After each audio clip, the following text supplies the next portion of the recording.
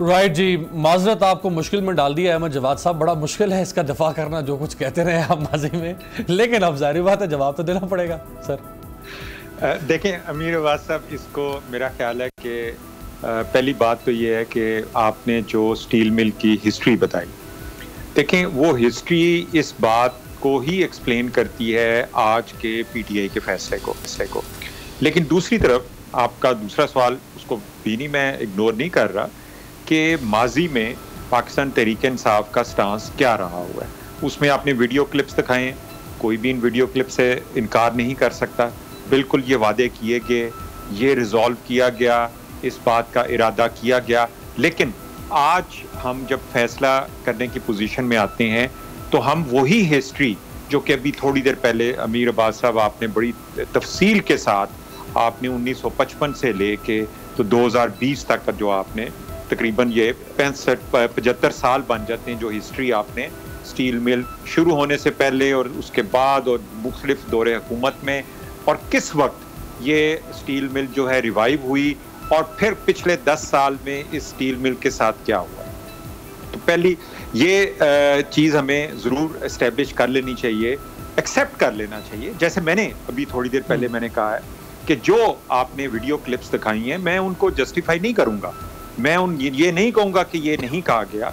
एक इरादा था, एक वादा था, जिसको जब आप एक तफसील के साथ आप एक तमाम जो उसमें स्टेक होल्डर्स होते हैं, तमाम डिपार्टमेंट्स होते हैं, तमाम आपके सामने रिकमेंडेशंस होती हैं, उसकी रोशनी में जब आप एक स्टीयरिंग पोजीशन पे होते हैं तो बाज़-औक़ात आप बगैर स्टीयरिंग पोजीशन के होते हुए जो आपने विजुलाइज किया होता है चीज़ों को, जब आप एक अमली सूरत हाल में आते हैं तो चीज़ें मुख्तलिफ होती हैं और फिर आपने फैसला लेना होता है। अब ये फैसला मैं ये समझता हूँ कि उस फैसले से बेहतर है जो कि पिछले 10 साल में 2 दौरे हुकूमत में वहाँ पे बेल आउट पैकेजेस दिए गए, तकरीबन 90 अरब से ज़्यादा के बेल आउट पैकेज, यानी इस कौम का 90 अरब रुपया वो कोयला नहीं आप इस्तेमाल हुआ, वहाँ पे पैसे झोंके गए। बिल्कुल ठीक फरमा रहे हैं। वहाँ पे 90 अरब रुपए के नोट जो है वहाँ पे डाले गए। अच्छा, ये तो देखिए ये अच्छी बात है, तो हम वो नहीं काम करना। ये अच्छी बात है कि आप एक डेडलॉक तोड़ रहे हैं। ये पॉपुलर फैसला है या अनपॉपुलर फैसला है, चलें इसका कोई तो हल निकालना था कभी ना कभी, आप हल इसका निकाल रहे हैं। अल्लाह करे कि ये पाकिस्तान की बेहतरी में हो।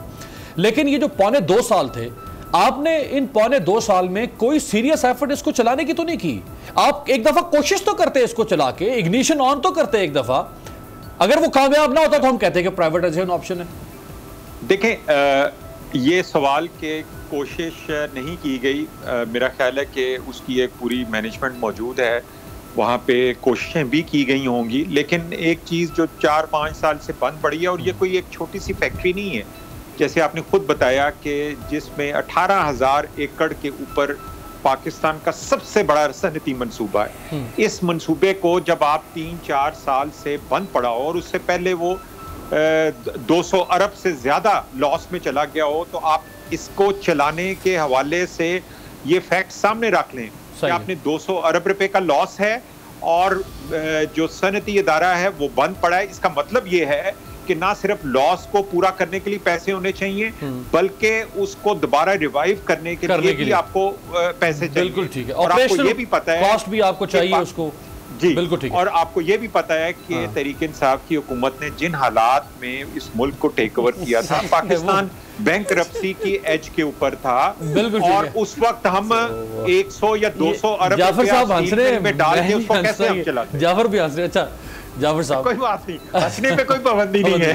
अच्छा बात है, हंसते हंसते बात होनी चाहिए। जाफर साहब जी जी बिल्कुल। शिकायत क्या है आपको? जो काम आप मुझे किसी से नहीं, मुझे आपसे मेरे पास शिकायत है। आप इतने दुनिया जहान के अखबारों और रसालों से पढ़ के कि फलां लीडर की ये औसाफ फलां मुल्क में हुआ तो ये कर दिया, तो इतनी लंबी तमहीद आपने बांधी, ये किसके? और इतने मुश्किल सवाल कर दिया है जवाद साहब से। आपकी स्टडी क्या कहती है 2.25 साल में? मुझे तो नजर नहीं आ रहा कि कोई सीरियस आपको कुछ नहीं चलाने की। नहीं, इनके इस फैसले के बारे में आपकी स्टडी क्या कहती है? कोई एक बात बता दें जिस पे यू टर्न ना लिया हो। आप सिर्फ एक बात करते कि भाई इमरान खान साहब ने कहा था बड़ा लीडर बनने के लिए यू टर्न लेना पड़ता है। आज उन्हें यू टर्न ले लिया, तो अपने देने की जरूरत ही नहीं थी किसी बात की। मतलब ये तो आपको अगले जब तक ये हुकूमत में है तब तक यही कुछ नजर आएगा। जिन साहब ने जाके वहाँ जलसों में तकरीरें की, उनसे वजारत ख़जाना का कलमदान ले लिया असद उमर साहब से। उनके पास तो इख्तियार ही कोई नहीं है, वो तो अब कर कुछ नहीं सकते। और वो किसके पास है? वो इमरान खान साहब के पास भी नहीं है।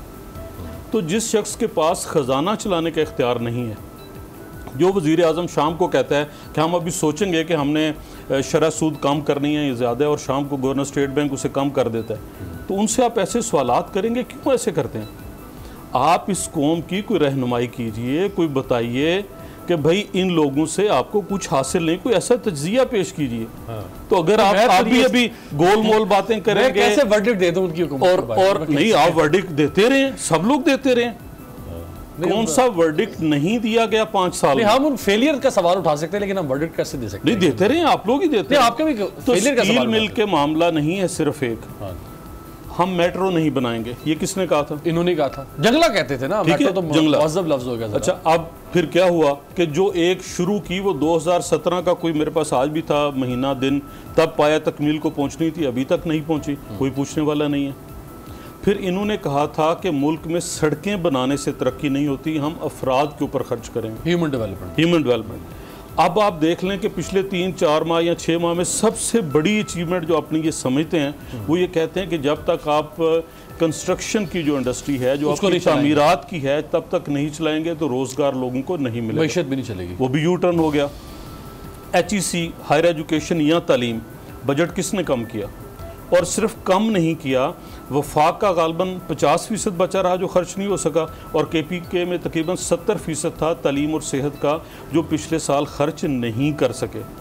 फिर इन्होंने कहा हमारे पास 200 अफराद की टीम है, आप कोई एक बंदा उस टीम में से बता दें, सारे उधार लिए हुए हैं, तो इनसे कोई शिकवा ना करें। वो जो इन्होंने ख्वाब दिखाए थे, जो ख्वाबों में उलझ गए बेचारे, आज उनकी दाद रसी कीजिए। आज उनको 90 रुपये किलो चीनी मिल रही है, वो स्टील मिल का पूछेंगे आपसे। आज उनको आटे का थैला 250 रुपये महंगा 20 किलो वाला 1000 रुपये में, वो भी मेरे शहर में तो इतला है कि नहीं मिल पा रहा, तो वो क्या करेंगे? पेट्रोल के लिए बोतलें लेके, आपने देखा है 1.5 लीटर वाली बोतलें लेके लाइनों में खड़े हैं। हैरत है। आज 6 तारीख है, ये आज से यानी 1 या 30 तारीख को अगर अच्छा फिर बहरान हो तो समझ में आता है। चीनी का, मास्क का, दवाइयों की कीमतें बढ़ी, कोई एक मसला बता दें जिसके ऊपर इन्होंने एक्शन लिया तो वो हल हो गया हो। तो इनसे आगे भी कोई ऐसी उम्मीद नहीं। बहरहाल जिनको ख्वाब दिखाए थे और जिन लोगों ने ख्वाब देखे, जो शहर में थे, कुछ लोगों का शहर तो मैं फॉलो करता हूँ, वो टूट रहा है, आपका अभी कायम है शायद।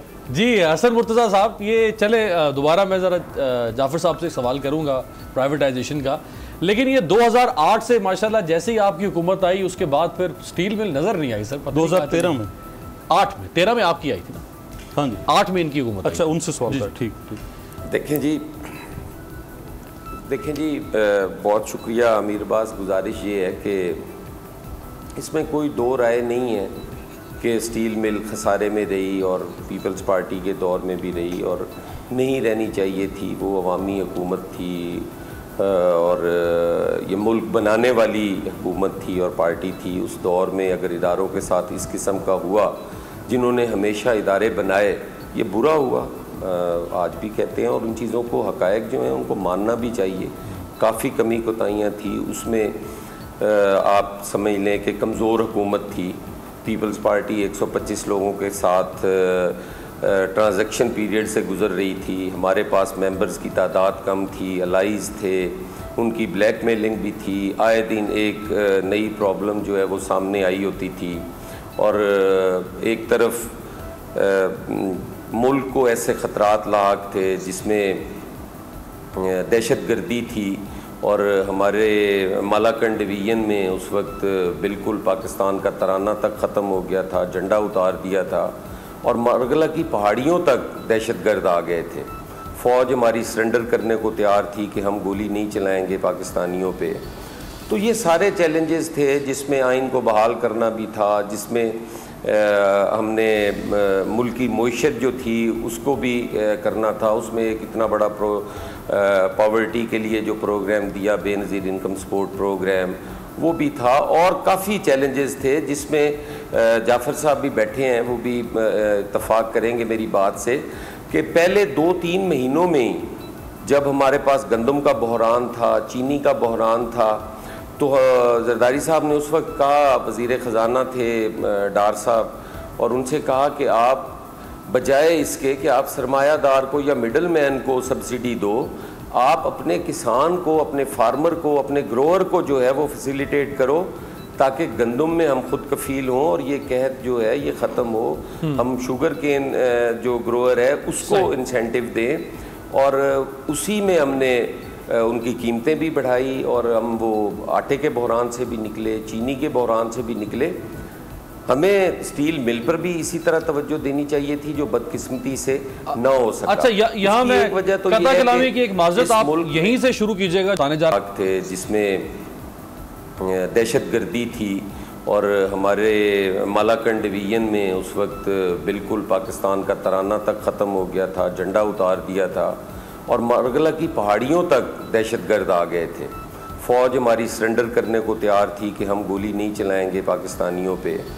तो ये सारे चैलेंजेस थे, जिसमें आइन को बहाल करना भी था, जिसमें हमने मुल्क की मईशत जो थी उसको भी करना था। उसमें एक इतना बड़ा पॉवर्टी के लिए जो प्रोग्राम दिया, बेनज़ीर इनकम सपोर्ट प्रोग्राम, वो भी था, और काफ़ी चैलेंजेस थे, जिसमें जाफ़र साहब भी बैठे हैं, वो भी इत्तफाक करेंगे मेरी बात से, कि पहले 2-3 महीनों में ही जब हमारे पास गंदम का बहरान था, चीनी का बहरान था, तो जरदारी साहब ने उस वक्त कहा, वज़ीर ख़जाना थे डार साहब, और उनसे कहा कि आप बजाय इसके कि आप सरमायादार को या मिडल मैन को सब्सिडी दो, आप अपने किसान को, अपने फार्मर को, अपने ग्रोअर को जो है वो फैसिलिटेट करो, ताकि गंदम में हम खुद कफील हों और ये कहत जो है ये ख़त्म हो।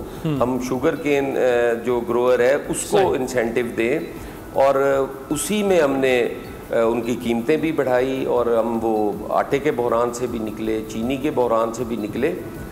हमें स्टील मिल पर भी इसी तरह तवज्जो देनी चाहिए थी, जो बदकिस्मती से न हो सका। अच्छा, यहाँ मैं वजह तो कता कलामी की एक माजरत आप यहीं से शुरू कीजिएगा।